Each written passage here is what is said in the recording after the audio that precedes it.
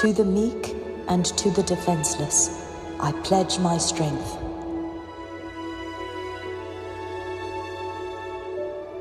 To the throne and to the order, I pledge my blood.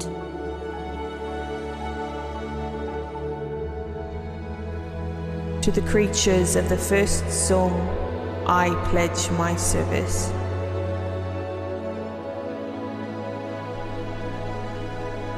To the 12 and their scions, I pledge my faith.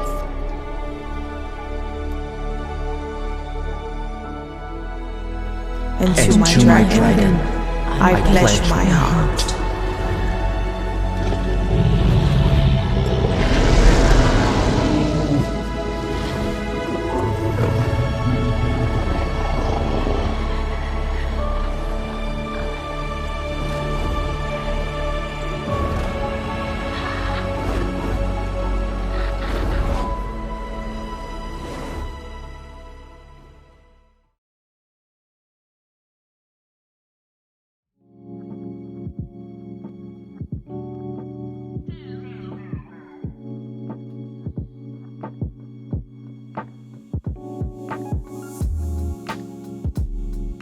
Here we go.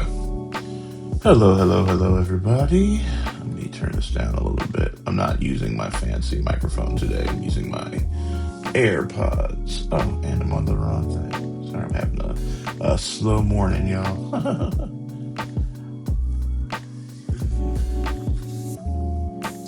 Hello. Happy Tuesday. I'm Maui. I run this channel, Reflect Media, and Reflect Games, and I also run our Monday campaign, the Wyrmriders Saga. And every Tuesday I do a recap of what happened, and then I kind of do my DM prep, my faction turn stuff. So I'm here to do that now. Let's do a quick recap here. Let me move to this screen and get the recap up. Ooh, memento. Meow. Window capture. Oh man, I'm tired today, y'all.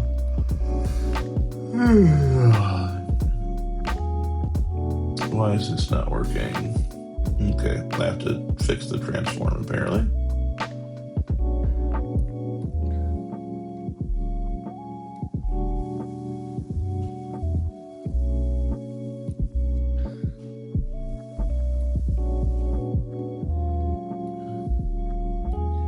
Okay, I think that's good. I'll go a little bit smaller. I want to make sure everything's fitting in here.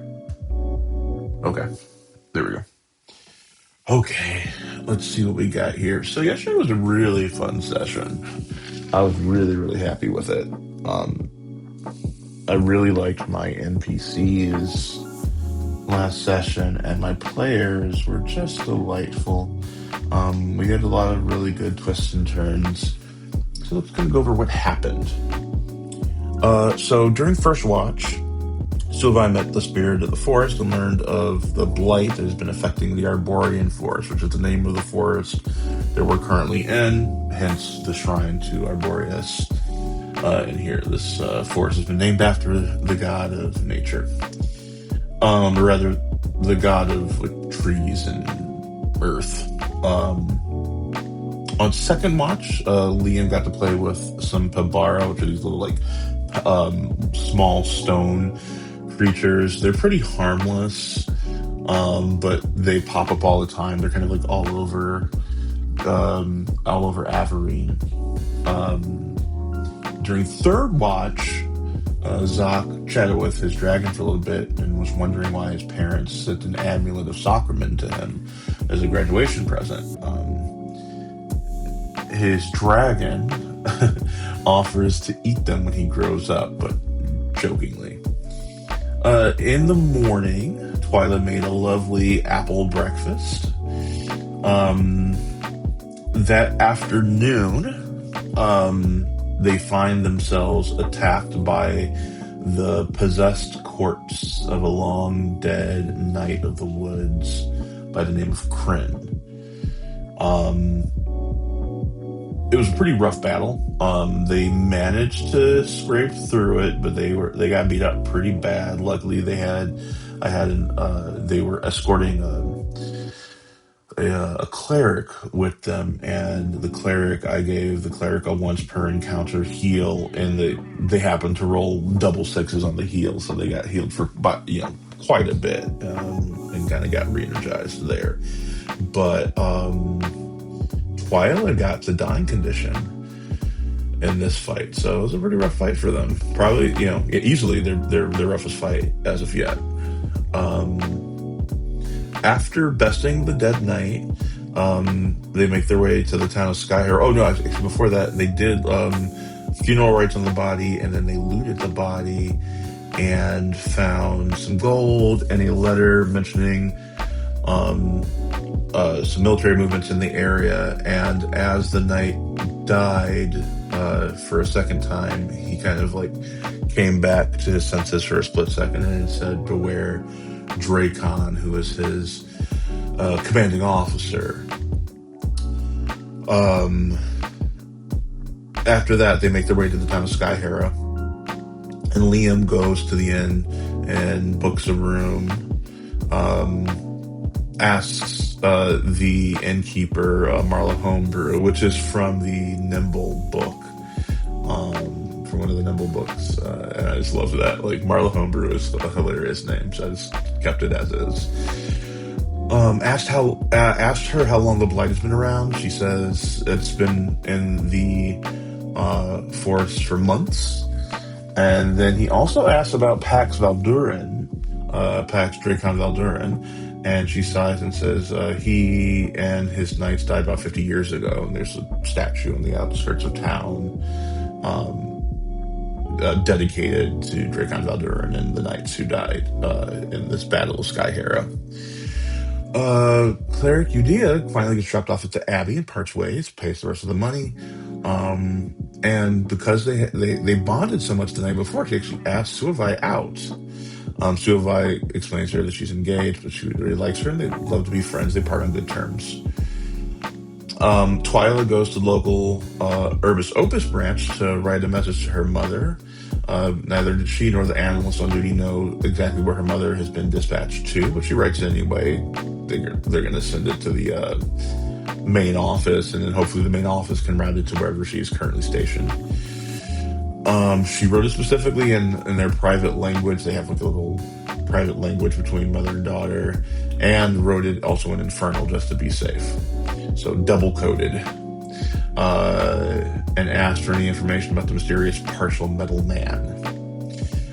Zak wanders the city and sees a statue of Kryn.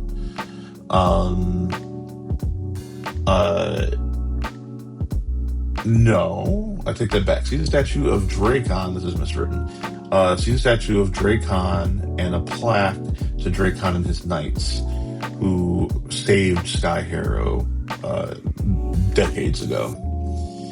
He also finds the fairy tree, which is like a symbol of good luck. He touches the trunk and got a nat 20, so I let him have an encounter with the fae that lives in that tree, and the fae gave him a small blessing. Liam runs into Victor at the inn while they're eating. Technically, Liam was outside pooping, and because Twyla made a really horrible lunch, and everybody got food poisoning from it. So they meet right outside and get into this big fight. He's mad. Liam's mad at him for bailing. Victor explains this because he never felt like he was part of the group. Liam reminds him that he could have tried harder to include himself. Though he also explains that he was threatened by Suavai as well, so that did not help at all. They part somewhat icily, and Liam goes to flirt with the old lady who runs the inn, good old Marla Homebrew. Victor says hi to Twyla and Zak and not Suavai, and heads upstairs. Twyla asks what's up. Suavai says they're on good terms, but doesn't want to discuss it further. But Zoc continues to press the matter and asks if he decided to leave before or after they fell out. She says before, but it's clear that she lashed out at him. Zoc keeps asking about it. He wants to know the details of what happened and why things went so wrong between them. They end up talking it out with Twyla and an adventurer by the name of Corkle at the bar, a patron an adventurer who wanted to be a therapist when he was younger. Meanwhile, Liam tries to go to the Urbasopa satellite in Sky Harrow to look up some of the city's history that Marlo told him about. Unfortunately, they're closed, and as he tries to get in and they're closed, he runs into Jace and some of the Ivory Guard, who promptly punch him in the face, and that's the cliffhanger we left off on. And that's what we have for that. It was pretty fun. It was a pretty fun one, I must say.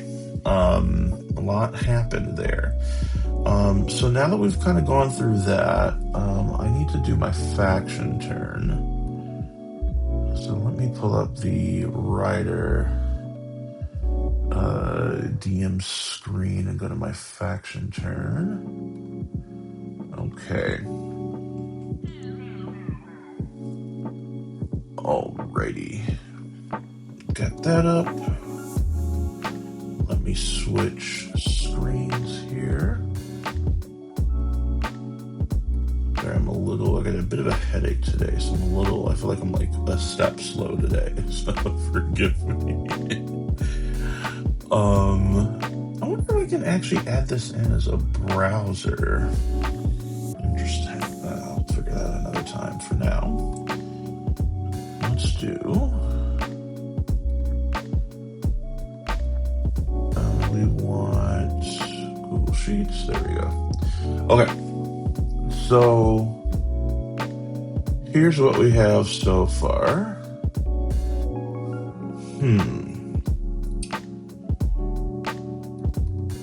So the Blighted Knight of Thorns became the Blighted Knight of the Woods, and we bested him. So they bested him where the Verdant Circle failed, so that's going to do good to boost their legend on the Winding, which is nice. Okay. I think the Unknown Faction wants... I'm going to say this is where I'm going to ask my players if they watch the VOD of this to stop watching. Because I'm about to do this faction turn and there will be stuff relevant in this one. So, look away! Okay. So, the Unknown Faction, I think, is going to want to get the King's... Get the Will's schedule. They want to know exactly when things are happening at the King's Will. So yes, that's what we'll do for them. For the Dragoons, they've been failing a lot. They didn't find any new potentials. The Order of Dragoons are kind of in a rough spot here. So what do I want to do with the Dragoons? What do I want them to attempt to do? I think with failing to find new potentials, I think they're going to start reaching out to different kind of riders and try and bolster their ranks through other means. So bolster ranks. The Verdant Circle's not going to have much going on at the moment. Cure Reach doesn't have much going on at the moment. Urbis Opus deliver a message to Clara Parrish, which is Twyla's mother. The Will's schedule difficulty is going to be We're gonna say DC.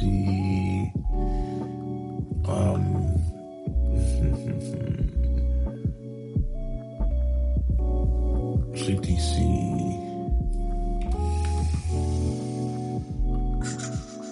To get that ahead of time, say DC 19. And I think that's going to be opposed. So we'll put opposed roll with unknown faction. So they do have a little something going on here. So there won't be a DC on that because it'll just be who gets the highest out of that. Okay. Got that. I think that's everything there.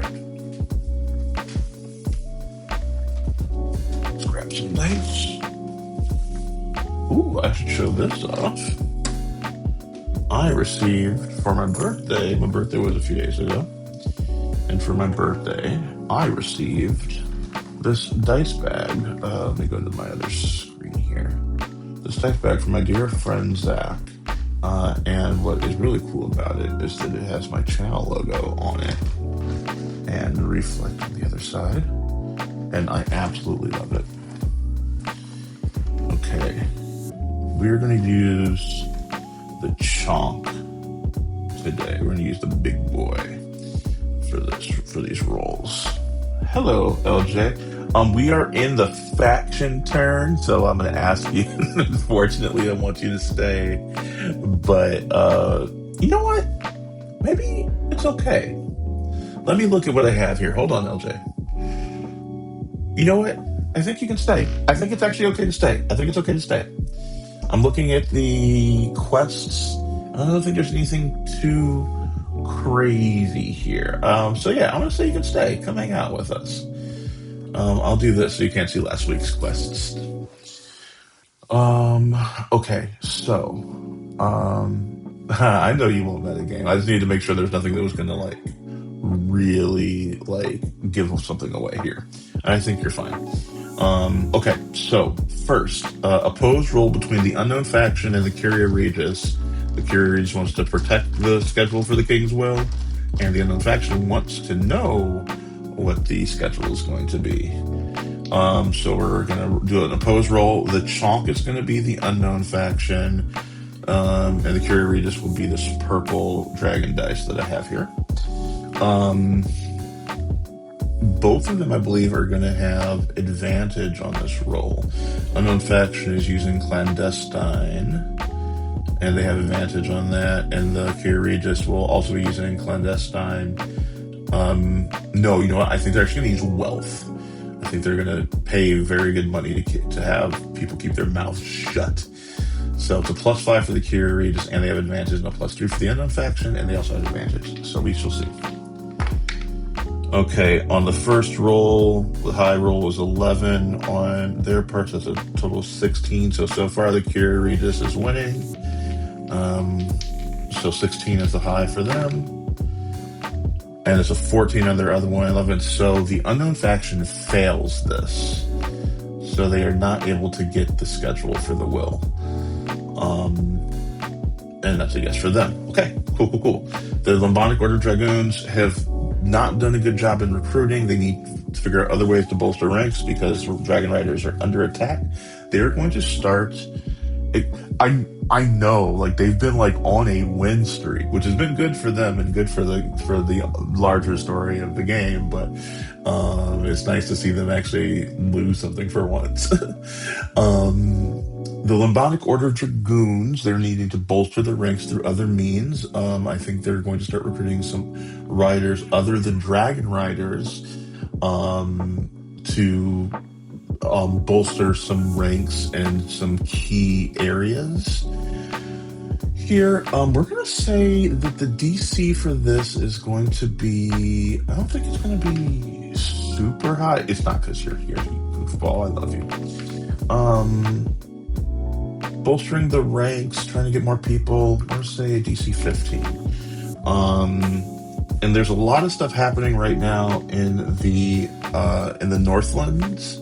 So I think that some of the houses in the Northlands probably are traveling south to recruit some knights and some riders from the Southlands to try and get them to bolster ranks up north, which means they're probably promising marriages and committing to combined houses and things like that. So we're going to use, I think, popularity for this, which for the Dragoons have a +2. So they need a 13, and they don't have advantage on this roll. What do you think? Chonk or Dragon Dice? Your Dragoons, of course, it's the Dragon Dice. Which has been rolling really good so far, too. That's a 17. The Dragoons have really needed a win, and they finally got something. So we're bolstering ranks in the Northlands. Okay. This is something that you didn't know, LJ. The Blighted Knight of the Wood, last faction turn, had a run-in with some members of the Verdant Circle, and they lost. So you succeeded where the Druids of the Verdant Circle failed, which is pretty cool. Lastly, carrying over from what just happened in this previous session with trying to get delivering a letter to Clara Parish. Because of other things that happened in previous faction turns that I'm not going to go into detail about, but I can say that this is going to be a very high difficulty to try and get communication to Clara Parish. So we're going to give this a DC of 20. And this is going to be clandestine. We're going to try and sneak something into where Clara Parish currently is. And the DC is 20. Okay. And what did I say? That's a +2? +4. Okay. For clandestine. And do they have advantage on clandestine? I haven't put any other perks. I'm going to say they probably would have. Clandestine and popularity would be there too. So we're going to say yes, there's advantage on this roll.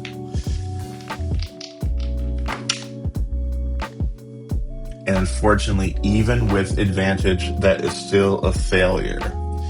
Okay, so what does that mean? We are going to go back to this screen here. And let's plot out some stuff. So what I know for certain is that, and we can adjudicate this in the next session or two too. Twyla's letter did not make it to Clara. So we know that.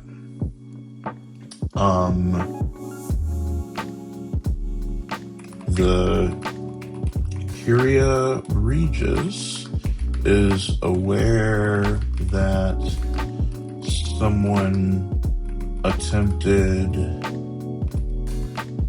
to steal the schedule of the will.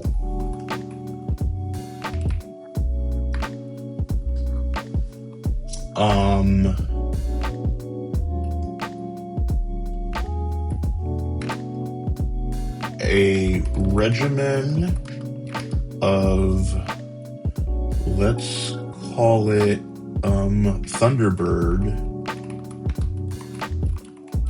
riders have been sent to the Northlands to bolster flagging Dragoon ranks.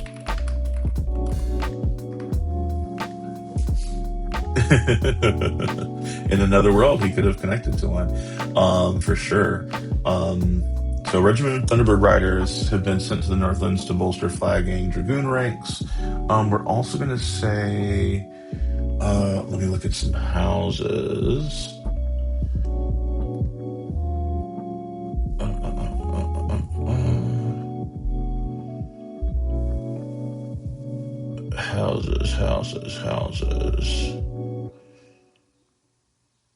Houses of Averine. Okay, we're gonna say, so I know House of Kike is in the Southlands. So we can say that a member of House of Kike has been betrothed to someone in House Aldurin, who we'll say is in the Northlands, House Aldurin. So there has been a betrothal announced in the Northlands between houses Okike and Valdurin. Okay, so we have that as well. Okay, and I think that is what I need to know for that. And then now that I have all that out of the way, I guess I'll just go back to some like meditations on how the campaign has been so far. I've really enjoyed doing this campaign. It's been a lot of fun. I love to get viewership up on my Monday streams. We've been flagging a little bit on our Monday streams, but but in terms of like the quality of the product that we are putting out, I'm so freaking proud of it. I think that the players are doing amazingly. I'm really happy with how the story is developing, and this attempt at doing a bit of a slower pace and telling a larger story over time. I'm hoping that it pays off. We shall see. But my players are just killing it, man. They're just doing so wonderfully. I am looking forward to potentially maybe bringing in a guest star to travel maybe with them for a few weeks. And in the next, depending on how far they travel, in the next couple of sessions, there's going to be a pretty fun encounter that I'm really looking forward to. I don't do text recaps or write-ups anywhere of Fire Maria. If you have any thoughts on that, please do let me know. I would love that. I just don't necessarily have the bandwidth to do it with everything else I'm doing on the channel. And I'm so behind on some of my deliverables. I'm so behind on getting the mirror out.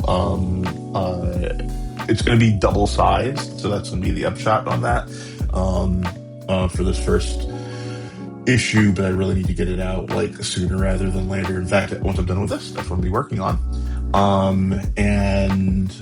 Yeah, absolutely, we can do some longer clips. If you want to flag like some minute markers, I can certainly edit some stuff for sure. Yes, we could do an audio version. I think that would actually be pretty easy to rip the audio from the streams. So we definitely could do something like that, LJ. Thank you for telling me that. We can definitely do an audio version and have an audio version up on pods, and we can just do a podcast stream for like Reflect APs. Absolutely. So I'm really excited for some of the encounters that are going to happen soon, and I'm really excited to get to the King's Will, because that's kind of like, for me, like the first like big inflection point, and that'll be like probably like the end of this chapter of the saga, and there's going to be some pretty cool shit that happens there that I'm really looking forward to. But yeah, I think we have some really exciting stuff coming up here. Also, keep an eye out for the second table, which I think is going to start soon. I think after the King's Will, that's going to be the trigger point for the second table. And I don't know if it's going to be on a different day or if it's going to replace Mondays for like a 4-part series and give like the main table a breath and like a few weeks off. I'm still not exactly sure how I'm going to deliver that. But we shall see. I have a couple different ideas on that. So I'm really excited for table 2 and for people to see like what else is happening in the world. The second table is going to be the librarian's table. So that's going to directly deal with like what's happening with Clara Parrish. That's going to deal with some of the Easter eggs that we put in the very first 2 sessions of the game, where I played some audio, some pre-recorded audio that showed us Urbis Opus and what's happening there. We'll get to see some different locales in the world. So I think there's going to be some really cool shit that we have rolling out over the next couple of months of Wyrmriders content. I think that's about it for me, everybody. Thank you for hanging out with me this afternoon as we talked all things Wyrmrider Saga. I'm your DM Maui. Check out my channel. Check out the Patreon. Check out speaking of the Patreon, I upped the timeline on the Festival on Fire, and I think I'm close enough to finishing the editing on it where I can say that it will release tomorrow.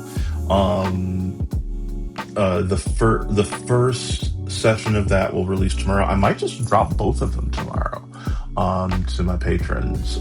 So I'm really excited for you to see that. And so what that is 4-hour character creation for our session 0. We did a 2-part campaign where everybody played their characters as children.